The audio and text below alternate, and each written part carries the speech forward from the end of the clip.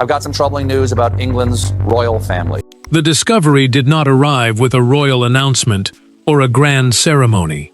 It came inside a sealed collection of private papers that had remained untouched since Queen Elizabeth II's death. And when the final instructions were authenticated, one conclusion sent a tremor through the family. The private legacy Meghan believed might still connect her children to the late Queen had been directed overwhelmingly toward Catherine. For Meghan, the revelation was not merely financial. It felt brutally personal. Before we go deeper into what this really means for the royal family, make sure to subscribe so you don't miss a single update. Meghan sat through the private briefing without interrupting, but the silence grew heavier with every line. The late Queen's supplemental instructions, directions covering personal belongings rather than property owned by the Crown, dealt with jewelry, family letters, keepsakes, photographs, and objects carried through generations. Crown property belongs to the institution, while Elizabeth's personal possessions could be directed according to her own wishes. And those wishes were unmistakable. Catherine had been entrusted with most of the collection, not to scatter it, but to preserve it for the future royal line. Meghan finally looked at the advisor and asked the question she had been holding back. Were Archie and Lilibet named anywhere? The answer did not arrive with cruelty, yet it landed like it. She pushed her chair backward, gripped the edge of the table, and stared ahead as though one sentence had rearranged years of memory. She had expected difficult language and boundaries. What she had not expected was the feeling that Elizabeth had drawn a private circle around the future monarchy and placed Catherine inside it. Catherine was shaken differently. When William placed the authenticated summary before her, the princess read the first page twice, before lowering it and asking whether every instruction had been verified. Stewardship in this context meant protecting something for those who would come after, rather than treating it as personal wealth. That word changed the weight of the inheritance. She had known Elizabeth trusted her with certain pieces, but not that the responsibility reached this far. Then, another detail surfaced. A separate sealed note existed, written to explain why Elizabeth had made the decision. William understood that the note could transform the story from inheritance into judgment. Meghan understood something more painful. The crucial instruction had not been written near the end of the Queen's life. It had been drafted years earlier, after one family incident altered her thinking permanently.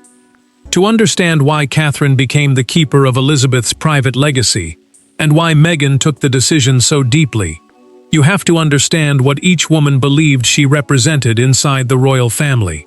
For Catherine, the documents represented duty. For Meghan, they represented something far more painful: belonging. Both women had married into the same royal family. Both had faced enormous scrutiny, and both understood what it meant to live beneath the weight of an institution older than either of them. Yet Elizabeth's private decision drew a line between their royal journeys, transforming years of unspoken tension into something suddenly permanent. Catherine had spent years moving carefully through royal life, learning not only ceremonies but the private habits that held the family together.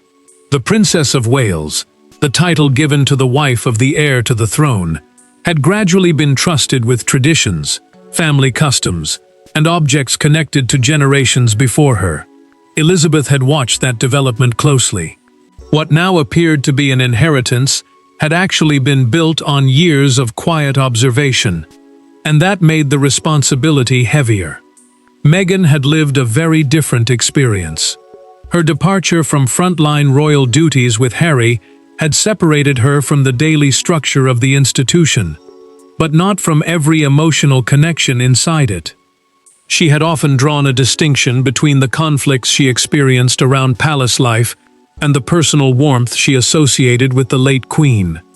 That was why these papers hurt. They seemed to turn an institutional separation into something personal. Catherine closed the inventory before reaching the final page. William watched her carefully, expecting relief or even gratitude, but she gave him neither. She told the prince that she could not look at diamonds, paintings, letters, and family treasures, while knowing that another branch of the family might see those same objects as proof of whether Elizabeth had loved them. William understood the danger immediately. Catherine was receiving something precious, yet the gift was already becoming a weapon she had never asked to hold. Meghan voiced the same fear from the opposite side. Sitting privately with Harry, she struggled with the thought that Archie and Lilibet might know their great-grandmother mostly through photographs and stories, while Catherine's children could one day hold objects Elizabeth herself had touched and protected. Harry listened until she finished. Then he remembered something he had never fully understood. Harry recalled a private conversation with Elizabeth, in which she told him that certain family possessions were being reorganized for the next generation. The exchange had seemed ordinary at the time, and the Queen had offered no explanation. Now the memory felt different. He repeated the words slowly, and Meghan immediately asked when that conversation had taken place. The answer changed everything again. The newly examined papers carried an amendment date from almost exactly the same period. Catherine had not known that. Harry had not connected it. Meghan certainly had not, but the date pointed back to one tense royal gathering that several members of the family still remembered clearly. And buried beneath the inheritance itself was the real story. The moment Elizabeth stopped thinking about simple distribution and began thinking about protection. The most revealing page in the collection was not the final instruction. It was the date beside an earlier amendment. That date pointed backward to a family gathering that, at the time, appeared uncomfortable but survivable. Years later, it carried entirely different weight. According to the private record, Elizabeth left that encounter troubled enough to reconsider who should eventually control some of her most personal possessions. What followed became the hidden foundation of everything now tearing through the family. Elizabeth had entered that Windsor luncheon hoping to calm tensions, not deepen them. The gathering was private, meant to give the family space away from cameras and official duties. Windsor, one of the monarchy's principal royal residences, often served as a place where sensitive family matters could be discussed with fewer formal barriers. Catherine stayed measured and mostly quiet, while Meghan spoke more openly about pressure, independence, and what royal life should mean for the next generation. Meghan did not begin the conversation aggressively. She argued that traditions should survive only if they still served the people expected to live under them. Elizabeth listened. Then the discussion moved toward private letters, heirlooms, diaries, and family records. Meghan suggested that important material should one day be shared more broadly, so different descendants could preserve their own understanding of royal history. The room changed. The Queen became still, and Catherine noticed immediately. Elizabeth said little in response, but the moment stayed with her. Private royal heirlooms were personal objects passed through the family rather than property automatically belonging to the state, and she had spent decades treating them as pieces of collective memory. Meghan saw access as fairness. The monarch heard something else, the possibility that history could be divided, interpreted separately, and eventually scattered beyond the family structure she had spent her life protecting. Catherine expected to leave when the luncheon ended, but Elizabeth quietly asked her to remain. With the others gone, the Queen picked up a small family photograph and asked a question that sounded almost casual. Would you preserve something even if nobody ever knew you had preserved it? Catherine answered yes. She did not understand why the question mattered. Elizabeth did. The Queen had finally found the distinction troubling her. Possession was about having something. Custodianship, the responsibility to protect something for others, rather than treat it purely as your own, was about restraint.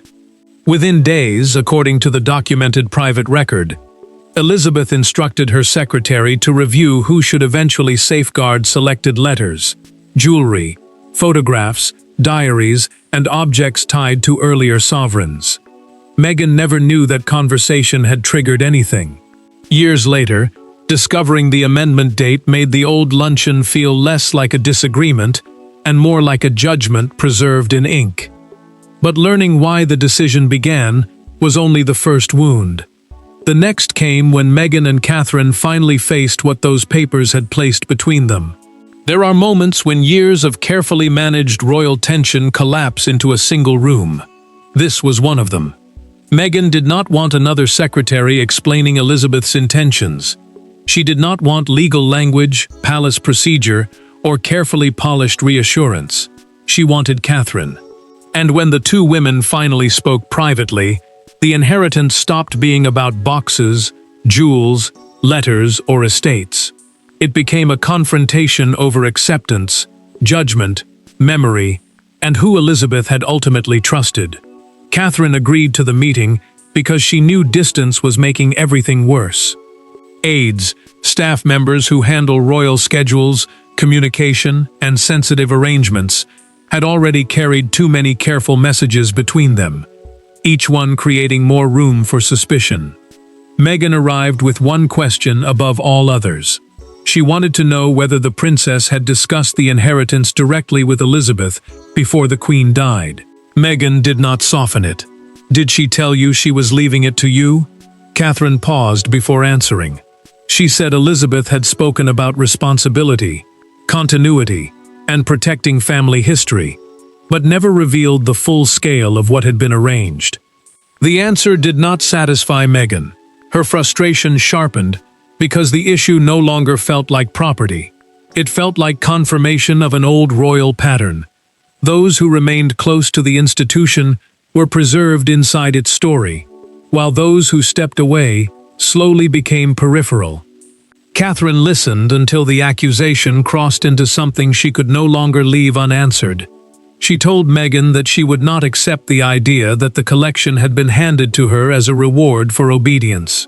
Elizabeth's private legacy, she insisted, was not a prize for staying quiet or remaining inside palace walls. The princess also made one thing clear. She would not allow the late Queen's final decisions to become ammunition in another family war. Meghan then produced the authenticated summary. One passage had stayed with her more than any other. It referred to continuity, discretion, and protection from commercial interpretation. She believed those words were aimed directly at her choices after leaving royal life. Catherine admitted that the wording had unsettled her too, but then she disclosed something contained in a documented private briefing. Another sealed statement existed, and only Charles had been authorized to read it. Catherine explained that the statement went beyond the inheritance itself. It described Elizabeth's reasoning in clearer, more personal terms. Meghan went quiet. For the first time, she understood that the woman sitting opposite her did not possess the final answer. Meghan left knowing that answer rested with the king. Harry, after hearing her account of the conversation, made his decision almost immediately. He wanted Charles to open the statement and read Elizabeth's words aloud. The confrontation had exposed the wound. Now the family wanted the one thing capable of either healing it or making it permanent: Elizabeth's own explanation. For the first time since the documents emerged, the most powerful person in the room was not Catherine or Meghan. It was Charles. Elizabeth's sealed statement had placed him in an impossible position: protect his mother's private intentions, or reveal words that could deepen the fracture between his sons and their families. For several minutes, the king simply sat with the page before him. Then, he removed his glasses, set them beside the document, and made his decision. Charles understood exactly why the note existed. A sealed statement was a private written instruction meant to remain closed until a specific condition was met, and Elizabeth had made that condition clear: open it only if her inheritance decisions were seriously challenged inside the family. As sovereign and her eldest son, he now carried the burden of enforcing what she had written. The note also drew a sharp distinction between crown property, which belongs to the institution of monarchy, and the Queen's personal collection, which she could direct according to her own wishes. Charles read the first paragraph alone. Then he reached a handwritten edition from his mother and stopped.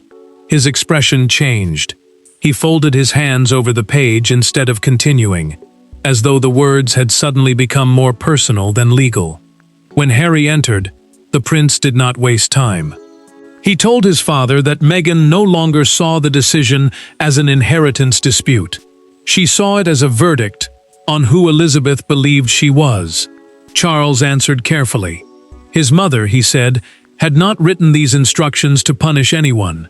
Harry pushed back, arguing that intention did not erase impact. Meghan felt judged, and the language surrounding discretion and continuity had made that feeling worse. The king listened, but he refused to soften the central truth. Changing Elizabeth's wishes simply because they caused pain would mean replacing her judgment with theirs. Then Charles read the passage that settled everything.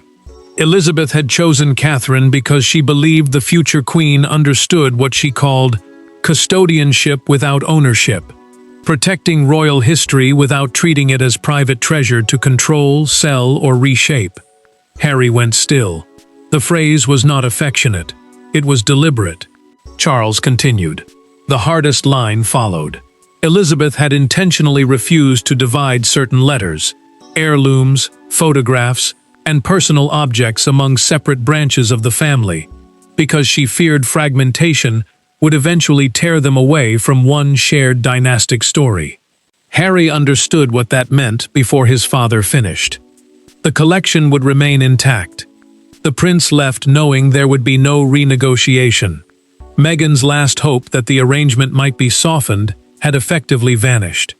Once Charles chose enforcement over compromise, the documents stopped being a private revelation. They became a new reality, and every member of the family had to decide how to live with it. The most painful part of a royal decision is often not the announcement. It is the morning afterward, when everyone wakes to discover the words still exist. Charles had made his position clear. Catherine would retain the collection exactly as Elizabeth instructed. No renegotiation.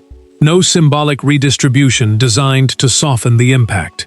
For Meghan, the door she had hoped remained slightly open was now closed, and Harry could see what that finality was doing to her. Catherine moved into the next stage with no sense of triumph. Palace advisors began cataloging the collection, meaning they were formally recording each item, its history, and the conditions attached to its future use. Some pieces would remain permanently preserved, some could appear at major royal moments, and others would eventually pass to George, Charlotte, and Louis, under Elizabeth's instructions. The princess insisted on one rule from the beginning. Nobody was to describe the collection as a personal windfall. To her, that would turn responsibility into greed. Meghan received Charles's final confirmation without ceremony. She read the message once, then again. After a long pause, she locked her phone and placed it face down. Harry immediately said he wanted to challenge his father again, but she stopped him. She was tired. Tired of asking whether the family might reconsider. Tired of making every conversation about whether she still belonged. Most of all, she was tired of feeling as though Elizabeth's decision had become a permanent judgment that nobody could appeal. Catherine carried a different burden. In a private conversation with William, she admitted that she feared becoming the public face of Meghan's exclusion.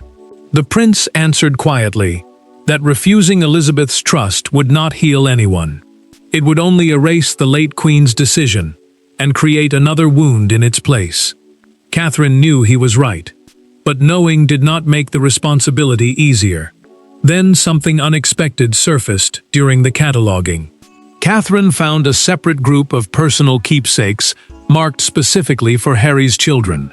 They were not part of the central collection and carried no great institutional importance, yet that was exactly what made them powerful. Elizabeth had set them aside for Archie and Lilibet personally. Catherine read the notation twice.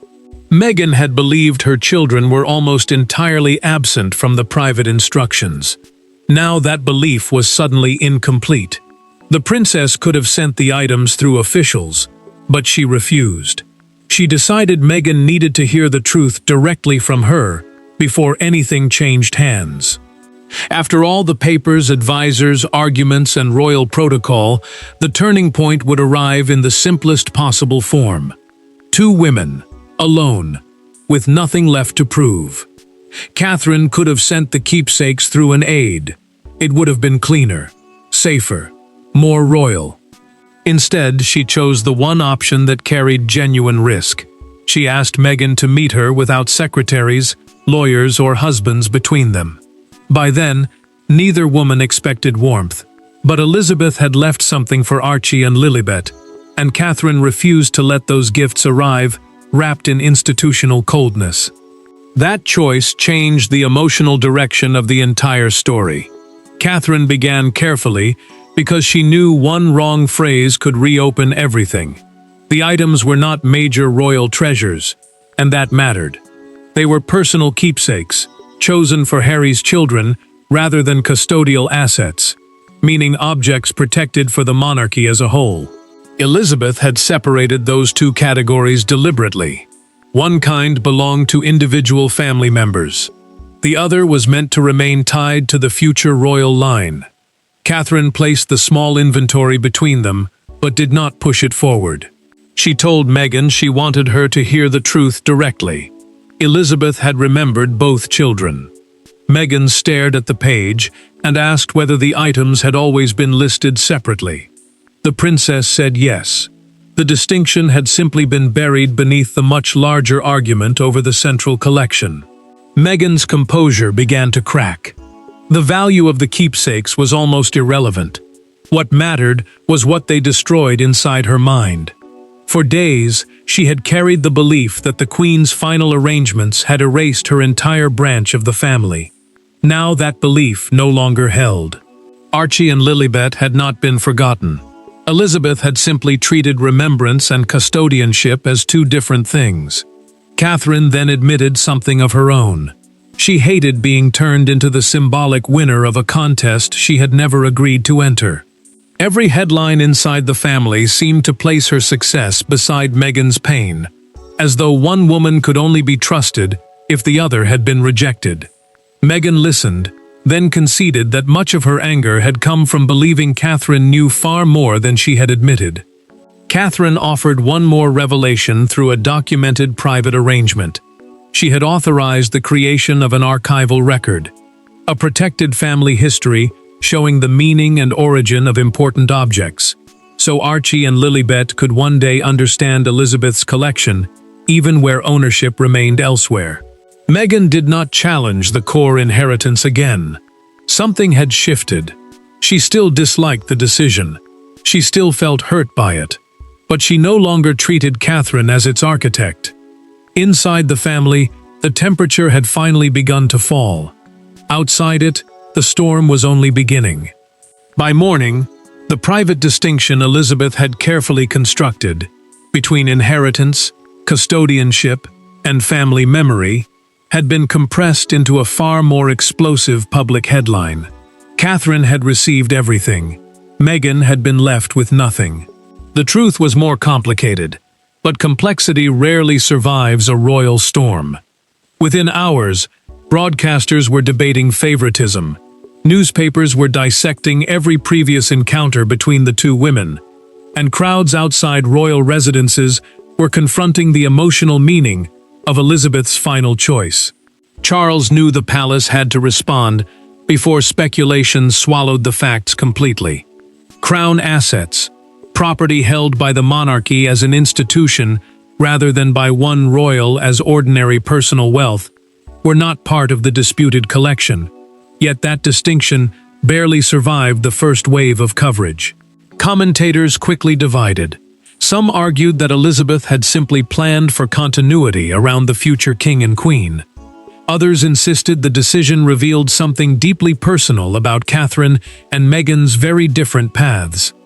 Then one front page gave the entire controversy a single brutal image. A major morning newspaper placed Catherine and Meghan side by side beneath the headline, "Elizabeth's Final Choice." Copies were held up outside Buckingham Palace, while television crews debated whether the late Queen had rewarded loyalty or simply protected history. Near Windsor Castle, the argument became even more emotional. One woman told a broadcaster that Catherine had stayed and carried the burden. Another immediately answered that inheritance should never become a measure of family love. Meghan saw the coverage and understood the danger at once. The public story erased everything that had changed privately. There was no mention of the keepsakes Elizabeth had preserved for Archie and Lilibet. There was no space for the difficult conversation that had begun easing the hostility between her and Catherine. Harry wanted to respond publicly, but she stopped him. One angry statement, she warned, could destroy the fragile peace they had only just found. Catherine faced pressure from the opposite direction. Some advisors believed the favorable coverage could reinforce her image as Elizabeth's trusted successor in the family line. She rejected that approach immediately. Through a documented private instruction to her team, the princess made clear that nobody was to present the inheritance as proof that she had been the preferred granddaughter-in-law. Charles then authorized a concise palace clarification. The king stressed continuity, preservation, and the difference between personal affection and custodial responsibility. Harry, after another private conversation with Meghan, chose silence rather than counterattack. The headlines had chosen a winner and a loser. Elizabeth's actual legacy was more complicated, and the final verdict would depend on whether the family could understand the difference. In the end, nobody overturned the documents. Catherine did not surrender the collection. Meghan did not receive an equal share. Charles did not rewrite his mother's instructions, and Harry did not force another confrontation. The decision remained exactly where Elizabeth had placed it. Yet what initially looked like a ruthless final judgment became something more complicated, and, for Meghan, unexpectedly more bearable. The late Queen had chosen one woman to protect a royal legacy. She had not chosen to erase another woman's family from her heart. Catherine formally accepted responsibility for the private collection without treating it like a personal victory. Custodianship, the duty to preserve important possessions for future generations rather than simply own them, had become the heart of Elizabeth's final instructions. The princess understood that the jewelry, letters, photographs, and family objects carried value far beyond money. They connected one generation of the monarchy to another, and she accepted that protecting them would now become part of her own legacy. Charles considered the matter settled. The king had heard the anger, watched the hurt, and understood how deeply his mother's decision had divided people he cared about. But he would not rewrite her wishes simply because those wishes were painful. Harry accepted that reality too. He could have challenged his father again, yet he chose not to reopen a battle that had already taken more from the family than anyone expected. Catherine made one final decision before the keepsakes intended for Archie and Lilibet were transferred. She personally checked each item and added a short note explaining its history, not the dispute surrounding it. Meghan read those words carefully when the package arrived. The objects were modest compared with the central collection, but their meaning was enormous.